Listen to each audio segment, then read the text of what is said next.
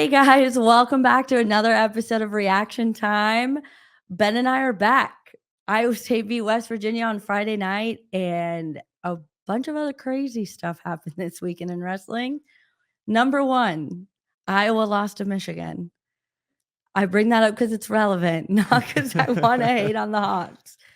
And then Oklahoma State took care of business, beat Missouri. That I was not expecting. I wasn't expecting either of those. And it wasn't just that Iowa lost to Michigan or Oklahoma State beat Missouri. Like, both of those dual meets were decisive. Like, Michigan, Iowa was not close. Michigan essentially destroyed them. There was only one guy, Zach Glazier, who wrestled halfway well for Iowa. And then, Oklahoma State handled Missouri pretty easily. I mean, there's a few upsets at those lower weights. Like, whoa, what's going on here? Yeah. So both of those were like, all right, a little bit of eye openers there. Obviously, I mean, we're going to talk about Iowa State, West Virginia, but there were things happened over the weekend. That's for sure.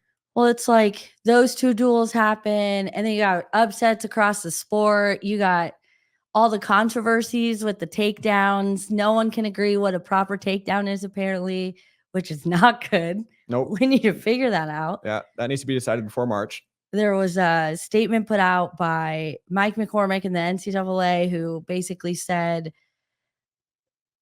refs are people too, which I don't disagree. I try not to be a I hate the refs type of person, but we have to get that one figured out. There was like an overturned, there wasn't a takedown and then they overturned it and called a takedown? The other way around. Yep, okay. There was a takedown and it was a takedown, but they went to review it and they ruled that it wasn't a takedown, even though it was a takedown. And on the mat, they ruled it a takedown. Which is crazy. So I don't know how that one got figured out, but the refs, I mean, the NCAA came out and said that they were wrong. So, yeah. So crazy weekend. This is so up in the air. I really, truly thought come this time we'd be talking about Iowa State and Missouri, but Oklahoma State came in like, I think of the GIF or meme or whatever of Big Bird, when he kicks the door down. Yes. That's Oklahoma State this year. They're like, you thought we weren't in the conversation. Internet rankings and the tournament rankings they have Oklahoma State at number 3. So they have Oklahoma State winning the Big 12 and taking a team trophy home. Yeah. And Iowa State's down at 7th. That seems low to me, but I mean, we'll see. Got to wrestle the matches. Yep. And I would just like to point out Penn State. They have Penn State at number 1, rightfully so, with 142.5 points. And then Michigan at number 2 with 60 points. Yeah, Penn State we knew that Penn State was probably going to win, right? Because they have for the last however long. But that is an insane margin. Like, that's the tournament being decided on Friday, which has happened. Penn State has won the tournament, the NCAA tournament, on a Friday. That's happened before, but that's almost Friday morning. It's been decided. Usually you'd like the tournament to be decided on Saturday when the finals matches start. But man, that'd be something to kill. I mean, he's got it rolling, but that's a different level. Yeah, I hope Iowa State can prove these rankings wrong and be higher than 7. I'm curious how this will all end up looking in the end. Someone asked today on Twitter about how we thought what the rankings might look like with Iowa and Penn State wrestling, which I'm very curious what kind of morale they have going into this. They're always very angry going into this duel. And now Penn State's probably feeling real good after seeing how they wrestled against Michigan. And then you have Iowa and Oklahoma State wrestling, which I think is going to be really important. They wrestle the same weekend Iowa State and Missouri wrestle. So that'll be fun to watch. A lot of things up in the air. But anyways, just general wrestling stuff I thought we should bring up. National news and notes. But anyways, Iowa State, West Virginia. Iowa State won 29-11. I had a lot of fun. It was a fun duel meet. I had a lot of fun. I was glad to be back. Aiden didn't make it to the duel, unfortunately. Sorry. My bad. Where were you at? What were you doing? I was at home watching Watching what now? wrestling. Oh, okay. Did you? I did. Okay. Okay. Yeah. What I else were wasn't you in a doing? hurry. There's something else though that I thought that was happening. Yeah. Were you watching an Iowa men's basketball game? For work. Oh, okay. Hayden has an employer that's not Cyclone fanatic. Yeah. But it's the beauty of 2 TVs, so Okay. Fair enough. watch both. Well, I'll start with this. Hit me with your initial thoughts from the duel. Yes, outside of it being fun, which it very Yes. much was. Evan Frost looked great. Casey Swiderski coming back from injury. He looked good the week before. He looked even better this week. David Carr looked great. MJ Gaitan, you tweeted something similar, but MJ Gaitan's gonna be a fan favorite for years. Oh, I for mean, sure. that's just life for him going forward.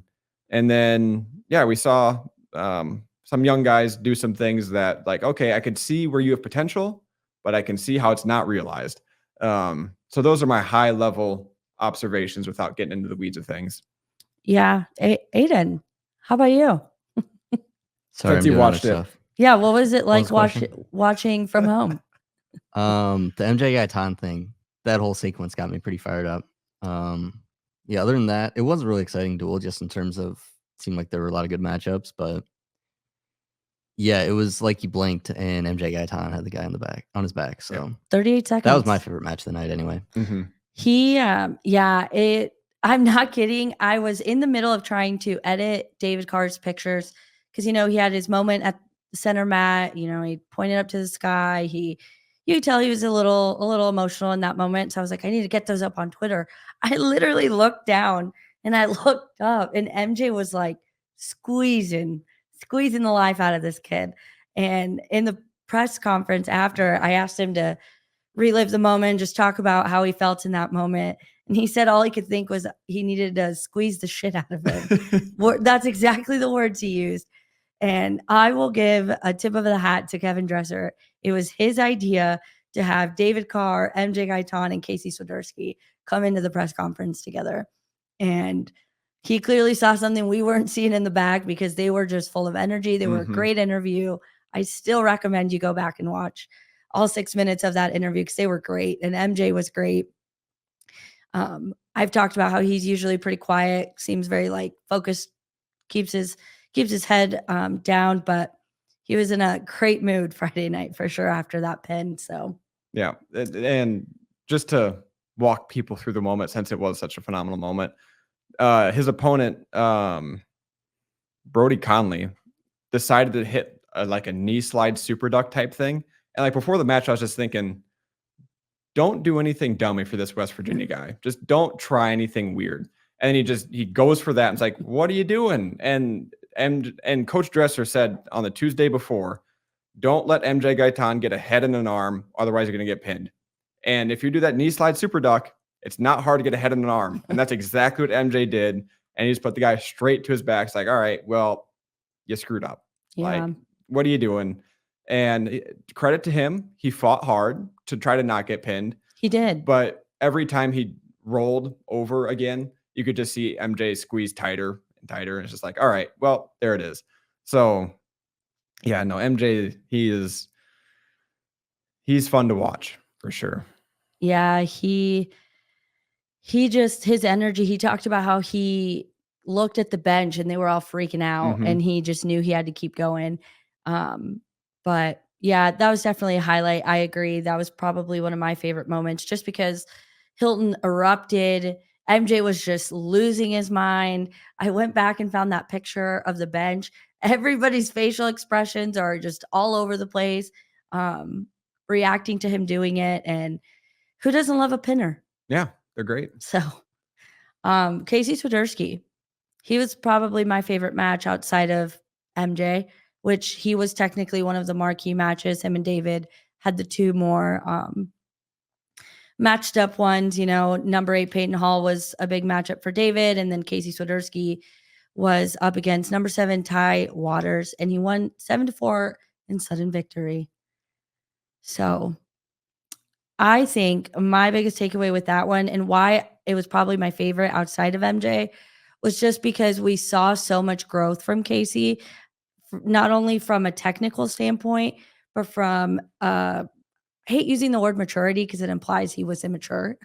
You know what I mean? But like in his emotions and just how he handles those really high level. And we talked about it. We talked about it on the pod. How is Casey going to continue to respond in these really high level, like high energy matches? And he did it really well. Besides the whole Coach Dresser talked about, we could have secured that one a little earlier, right? Walk us through the match. Yeah, it was a great match. Casey was shooting early enough, and he's developed a pretty good low ankle pick, whatever you want to call it, low single, where he's able to finish on a lot of guys doing that. And he was getting to it a lot, and his opponent, Ty Waters, was limp kneeing out of it, and it looked painful, but like, I mean, it worked for him more often than not. So, and Casey said it afterward in the post press conference, like, I was hitting the low single, probably should have hit more of a sweep single and tried to work up that way. But and this is something that Coach Dresser has talked about since he's arrived at Iowa State. Guys need to have a go-to shot, a shot where you need a takedown. You shoot this shot. Your opponent knows it's coming. You know it's coming. Everyone in the stadium knows it's coming, but you have to shoot it anyway, and you still have to get a successful takedown with it. And Casey Swiderski and his low single is becoming that. We saw him hit it in the last part of the third period to get it to sudden victory, and then in sudden victory hit the exact same shot. So that low single is becoming really deadly for Casey. I think last year, especially early on, I mean, I remember the Wisconsin match where he had a blast double. I think he was trying more things. It probably felt more like high school to him, where in high school you can hit a lot of different shots and do all these things. And in college, unless you're David Carr, you're going to have to develop one really good shot, and that's going to be your go-to shot in big moments. And that's his low singles become that for him. And we saw that against a number 7 guy in the country.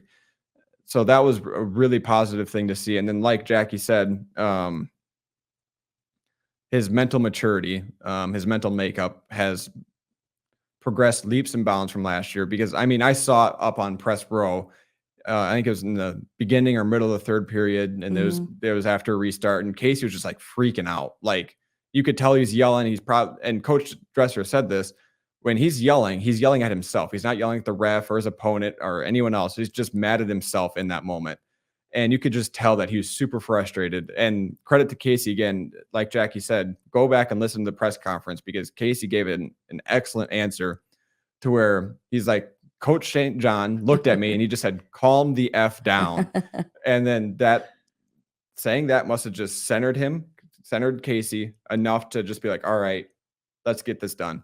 Because last year, he doesn't win that match. Yeah. He's too far in his head last year, and it spirals probably similar to the Real Woods match with Iowa last year. He ends up kicking the guy. So I really like seeing that from him, because you could tell he recentered himself. And I think Coach Dresser said this too with Casey. He's a better wrestler. Like, he still gets angry. He still gets amped up, and you want that in a wrestler. But he's so much better when he is able to keep that in control. And we saw that, because, I mean, he got the last 2 takedowns in the match. They were decisive takedowns. They were quick takedowns. So, yeah, Casey's growth is very much trending toward, this guy's going to be an All-American. Like, I don't know that for sure yet, but right now it's trending that way. Yeah, he's definitely looking like it. And I think just the fact that when they were going into sudden victory, I tend to just keep a pretty straight face when I'm down there. I have so many thoughts going through my head when I'm watching wrestling. I'm like taking mental notes of things I want to remember. And when I saw that it was officially going to go into sudden victory, I had that thought. I was like, Casey needs to keep his head on straight, or he's going to lose this. Like, he's literally going to lose this. And my face probably showed it, because I was thinking, I was like, oh God, like, we've seen this before, right? We've seen him lose matches like this. So I was nervous, but it was really great. And it was very insightful after the duel, when he talked about how just him acknowledging that he knows in those moments his brain is just racing. And it's pretty cool that Derek St. John can look at him and just be like, stop. Yep. Stop it. So no, that was really great. And I think if Casey can continue, and he said it in the post duel. He said, like something like, I'm not going to do that again.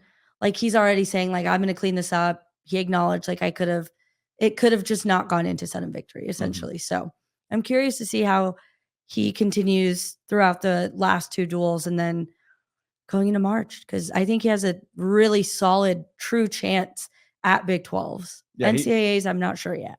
Yeah, he can win the Big 12s for sure. I think that's a very clear path for him. Becoming an All-American, I think it's there. I think he's going to have to wrestle really, really well to be an All-American. And he can. There's no reason why he can't. We've seen him wrestle at a really high level. So it's going to be fun to see how true sophomore Casey Swiderski continues to progress as we head to March. Other wins, Cody Chittum.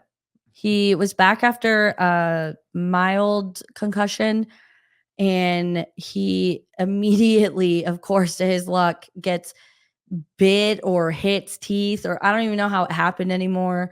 But the West Virginia kid basically sliced his head open. Yep, with his teeth. So yeah, he didn't get bit. Like from my memory, because I'm with you, Jack. Right. Sorry. I don't really Let remember. me rephrase. This West Virginia kid did not take a chunk at his head.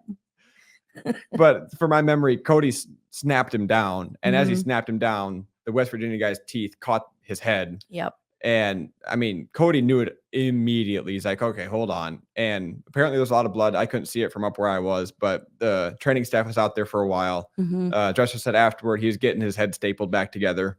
So that sounded really fun. But yeah, no, he wrestled a great match. I wasn't quite sure how he was going to come back from that because that happened in the first period. Right. And I think it was scoreless when it happened. I think so. So it's like, okay, how is this going to go? Because he's wrestling unranked Caleb Dowling. So like probably should win. And he ended up winning 13-5 major decision. So decisive victory. He looked really good. I think it did take him a little bit to get his bearings back after getting his head bit open. But after he refocused himself, he was a machine. I don't think Cody Chittum is capable of wrestling a match and not doing his like crazy bendy moves that he does, because being able to be upfront to them, I was just like, I love this. Because that's why I love guys like Jason Kreiser. Then you have Cody Chittum who comes in and does them, and he makes it look so effortless. It makes sense to me when he says that he doesn't really think about it. It just kind of happens, which is exactly the way it looked in the sequence once he did it. And the pictures I got from it, it's just crazy. He's just a bendy guy. Very bendy. So, no, it's good. I'm glad to hear it was not another concussion. We'll have to ask for injury updates on Thursday afternoon when you guys are listening to this. We'll be at availability. So I have a quick thing about Chittum. Oh, hit us.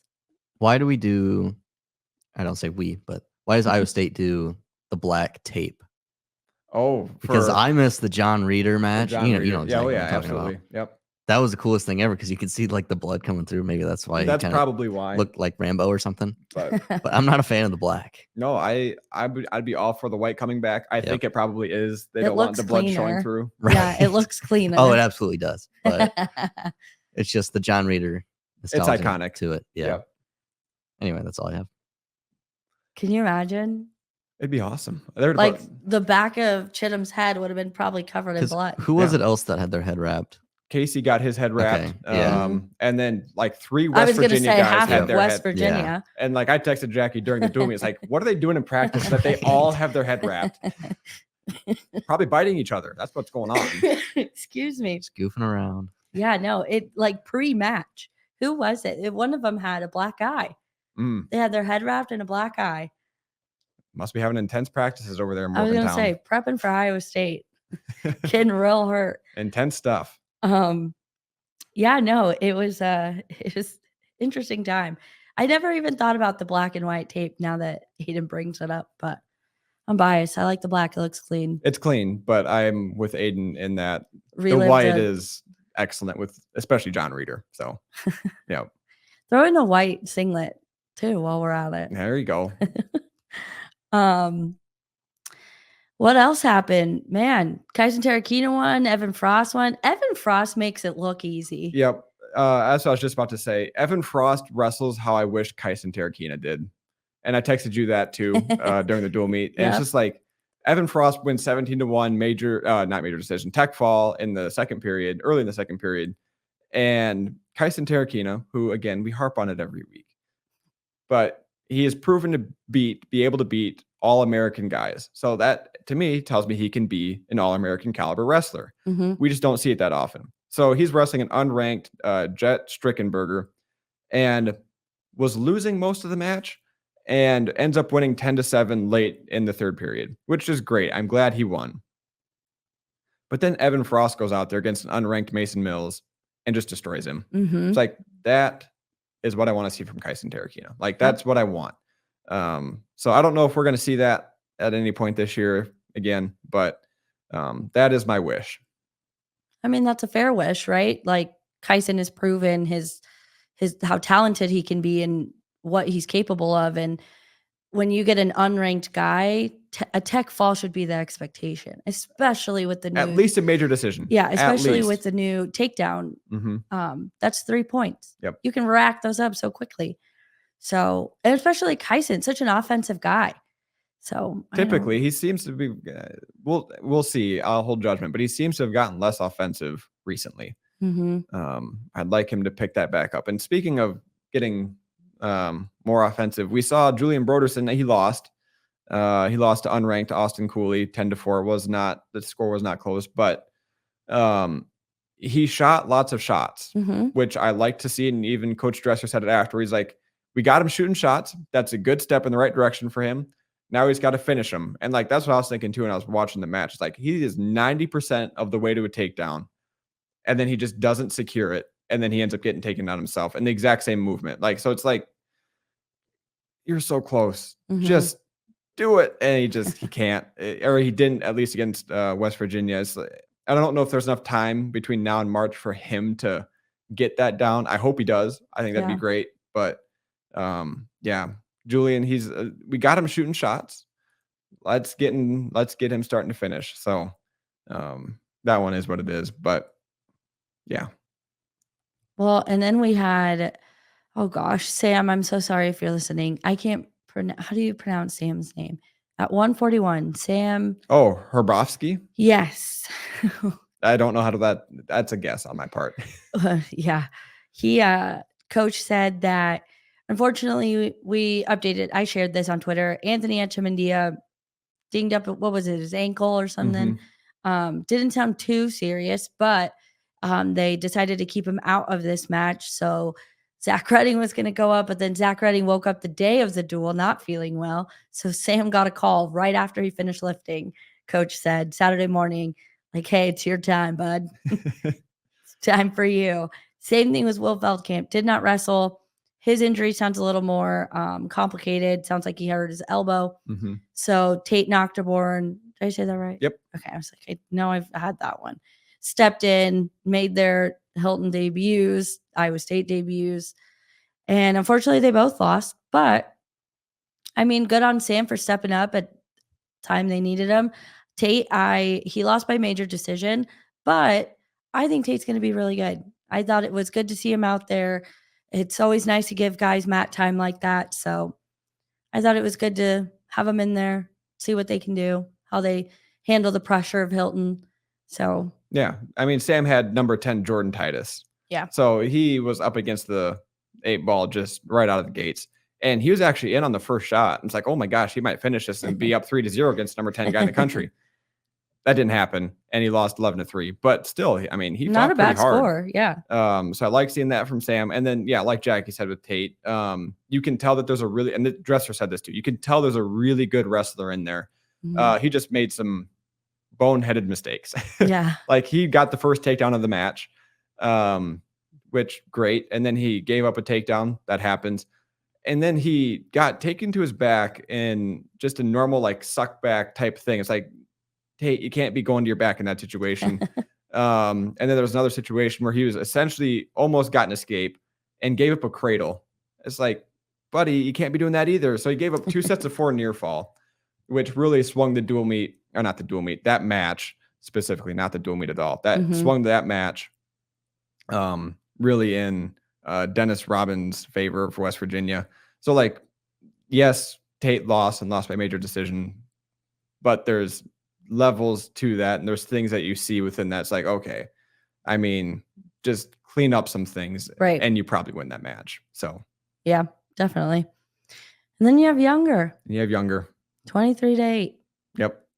Yep. I really wanted him to pick the guy up for my own selfish reasons. I wanted to get a picture of it, but yeah, he probably felt bad after essentially breaking the guy's ankle. He probably didn't break his ankle, but I mean, his ankle was hurting. Michael Wolfgram from West Virginia. Younger, I think, accidentally stepped on it as he was getting a takedown. And yeah, Michael was feeling it after that. Interestingly, Michael did take down Younger. Yeah. Younger, the same thing that happened in the first match of the year, took a bad shot.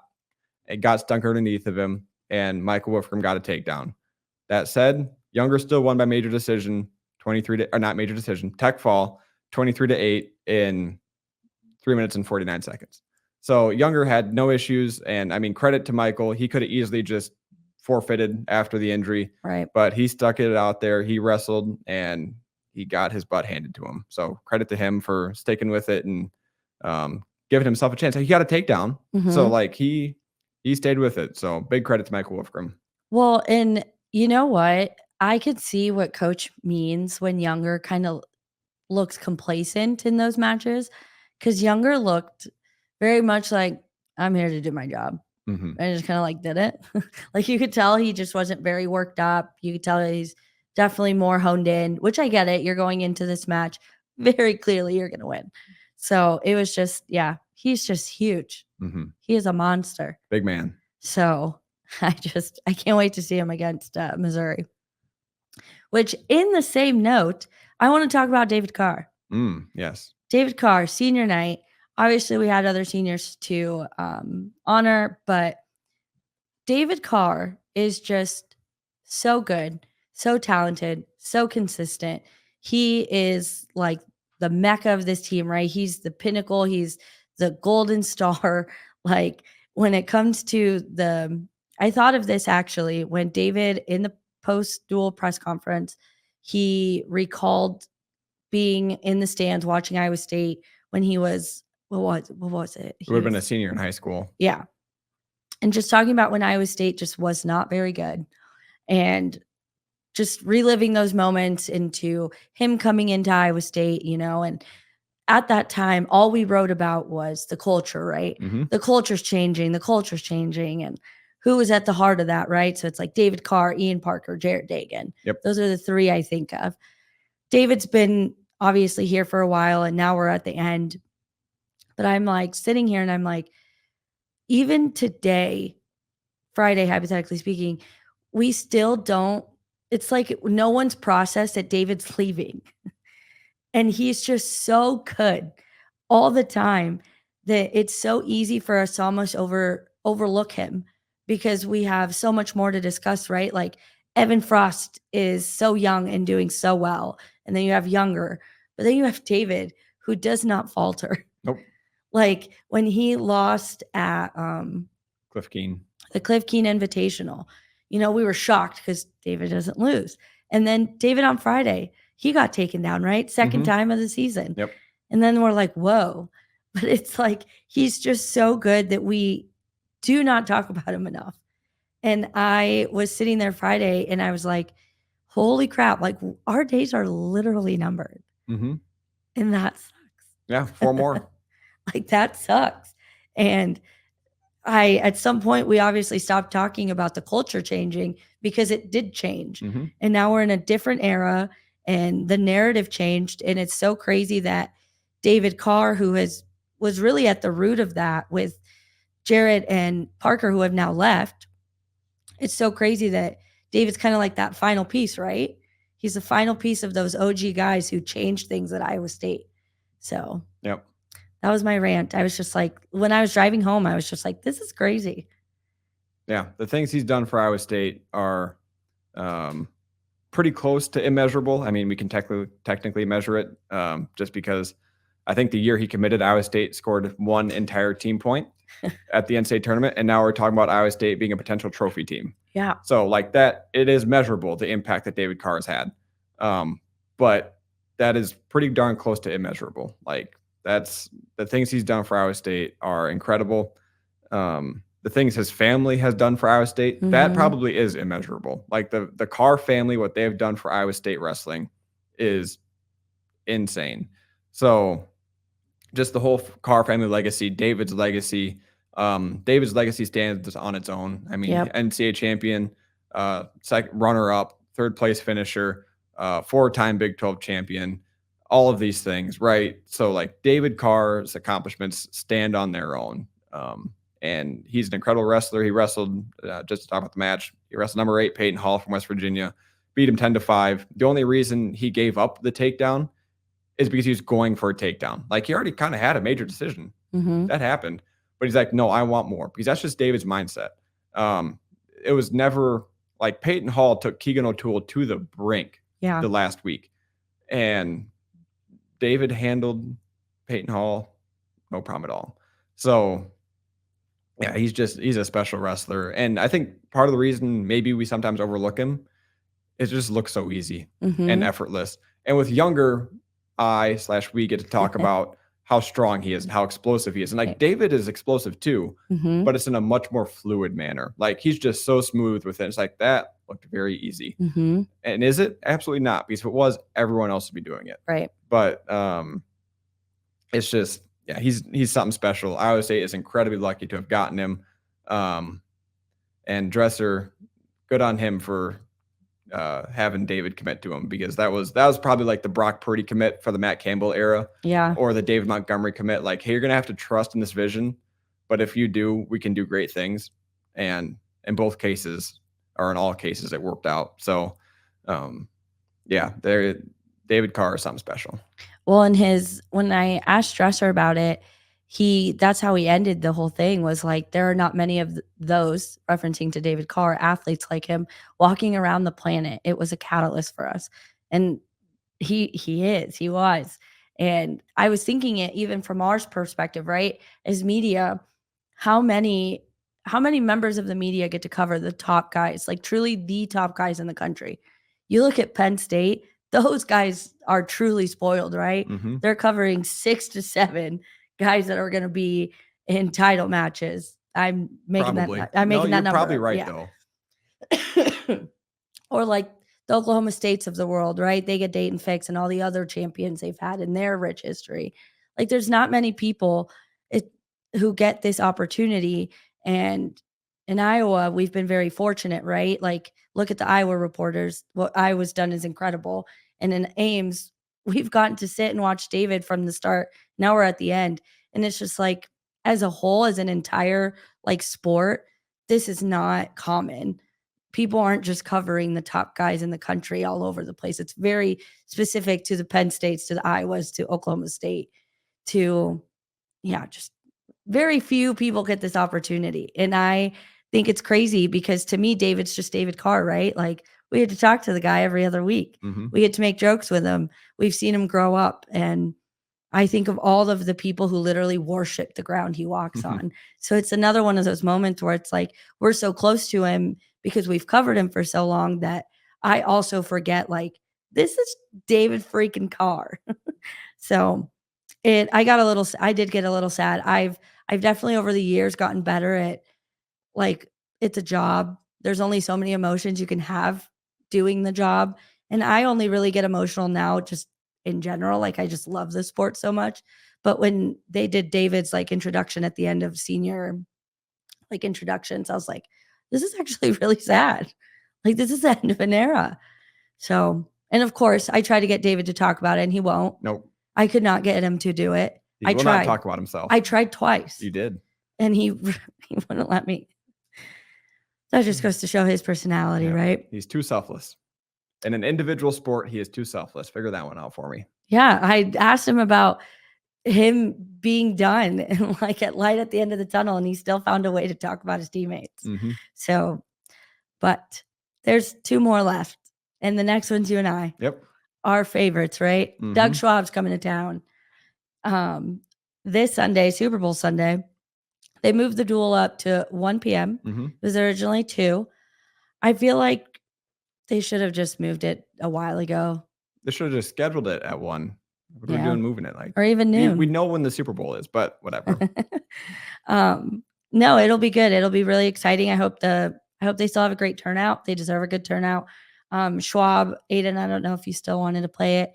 Schwab, in his weekly media availability, was asked about wrestling on Super Bowl Sunday, and he gave a pretty good answer. So, and I said it before. I mean, I know it's Super Bowl Sunday, but dude, we're in the state of Iowa, so wrestling when two in-state schools are going, that's the damn Super Bowl. That was like when I was a kid, when I was growing up. You know, when you get IPTV, that was as big as the Super Bowl when you had this in-state schools wrestling each other. So I know they moved it up an hour. You know, it's in maybe an hour 20 minutes to get there from here. You'll be back in plenty of time. I can tell you, I'll be able to get back.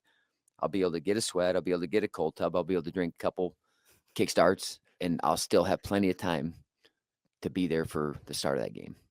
And so will everyone else. He's one of a kind. I love Doug Schwab. And I mean, yeah, he's not wrong. They're in-state, technically, in-state rivals.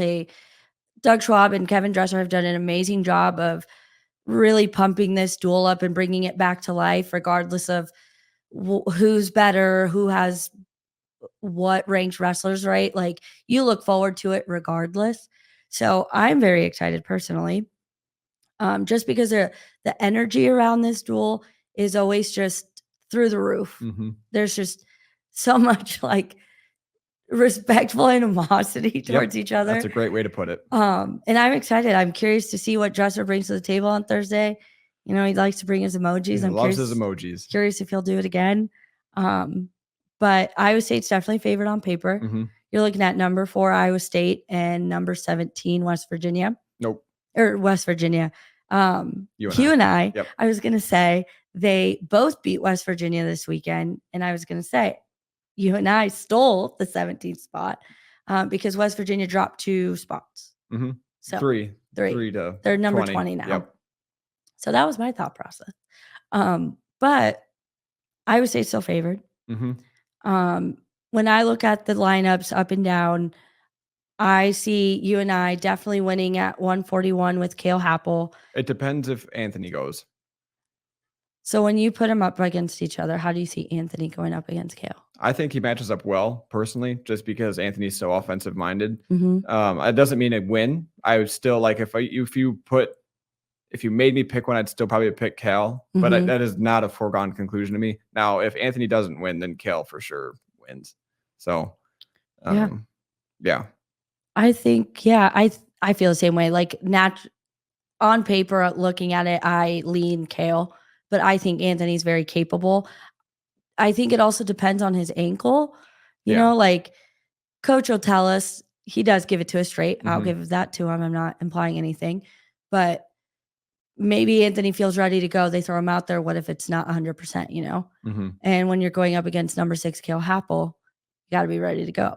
So, but I lean the UNI on that one. Yep. And then Parker Kaizen at 184. For sure. Parker's the number 1 guy in the country. He's winning this match. Doesn't matter who wrestles for Iowa State. Yeah. So that's where I see UNI winning. And then I see Iowa State pretty favored in everything else. I'd also throw 187 in there for UNI. I think Wyatt Volker beats Julian Broderson. Other than that, though, I mean, those 3 matches are the only ones that, I mean, at 157 is probably your best matchup. If Anthony doesn't wrestle, if Anthony wrestles, Cale Happel and Anthony Etchemendia is probably the marquee matchup. Mm-hmm. If he doesn't wrestle, 157, you have Ryder Downey versus Cody Chittum, and those guys are right next to each other in the rankings. Is Ryder Downey also a freshman? I had that up at one point. Hold on. Ryder Downey is a freshman. Yep. So you have 2 freshmen going at it at 157, both ranked in the mid-teens. And I think that's going to be a really fun match, just because it could be. So, I mean, Iowa State, unless catastrophe happens, will win this dual meet. Like Jackie said, I see UNI winning 2 to 3 at most, probably 4 matches. And if they win 4, I mean, then you're looking at a pretty close dual meet. Yeah. In all fairness, but I think 4 would be a pretty big stretch.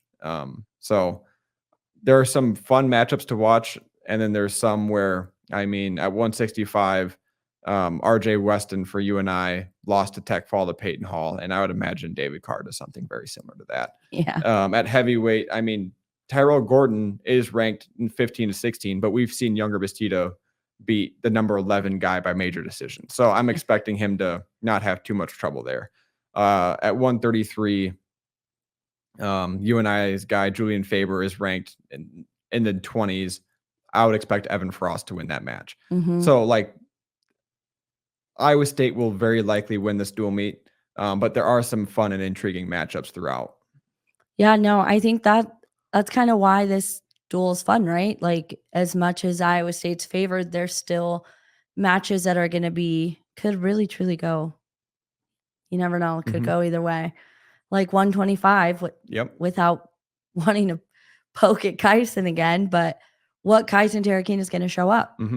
Like, he could win this handedly, but is he going to? We don't know. We don't know. So, and I mean, yeah, I'm curious how that 157 match. West Virginia put out a different guy against UNI, which I kind of hate just because I would have loved to have a comparison for the two guys. But no, it'll be interesting. And I mean, David will be fine. I have a feeling David's going to come into this and have some special moves to throw out there and try and feel them out. I could just see it. Yep. And I mean, Parker Kyson, I've talked about him a lot this season. I'm excited to see him wrestle in person. Yeah. He's so much fun to watch. His pace is unbelievable. Yeah. And I mean, like we said, Parker is going to win this match.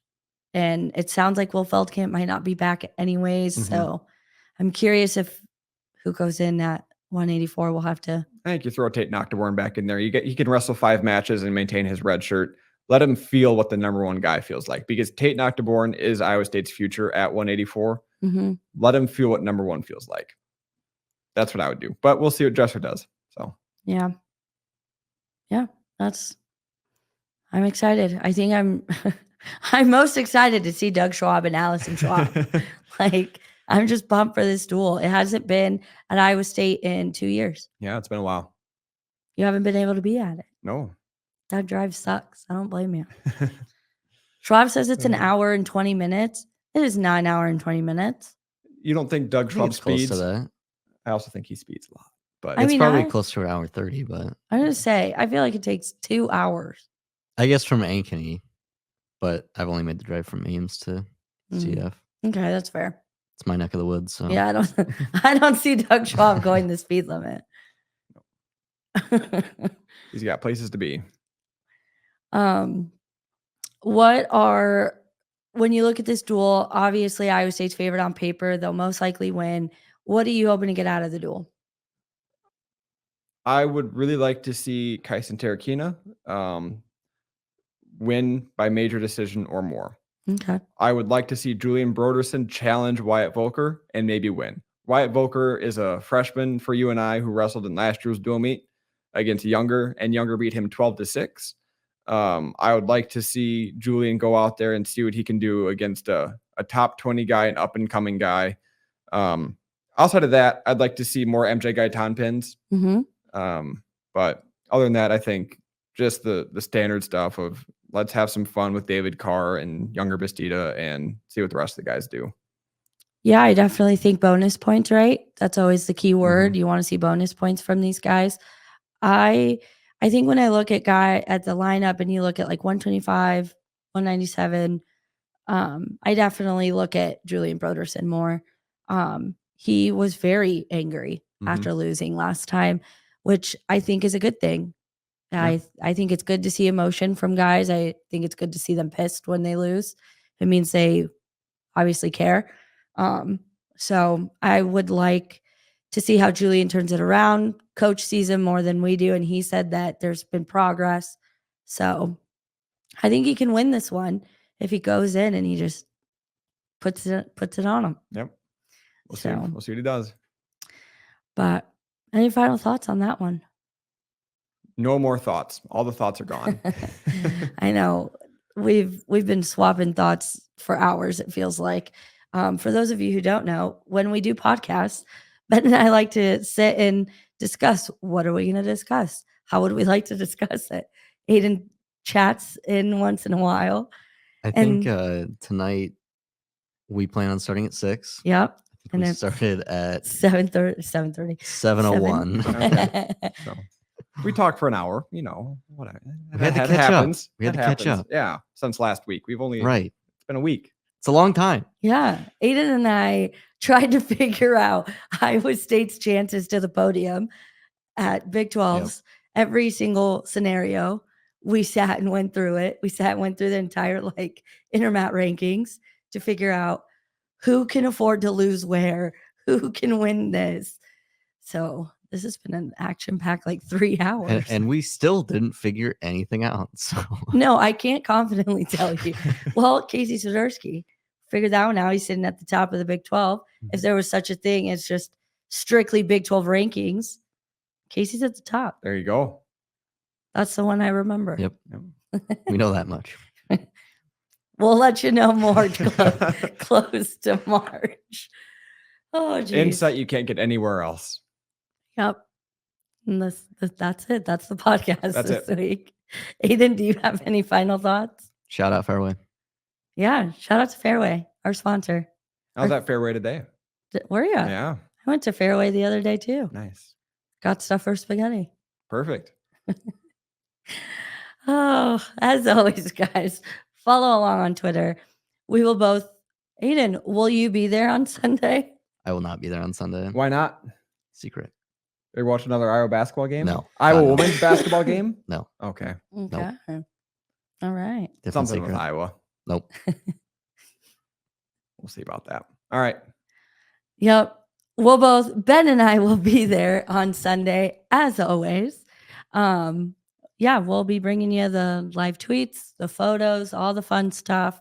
I hope Schwab flies like he always He does. will. Hope there's some arguing between coaches. I hope some challenge bricks get thrown. Hope chaos ensues. But fun, respectful chaos. Of course. Not trying to be the next headline where bad things happen. But anyways, like I said, guys, follow along on Twitter. We'll be there.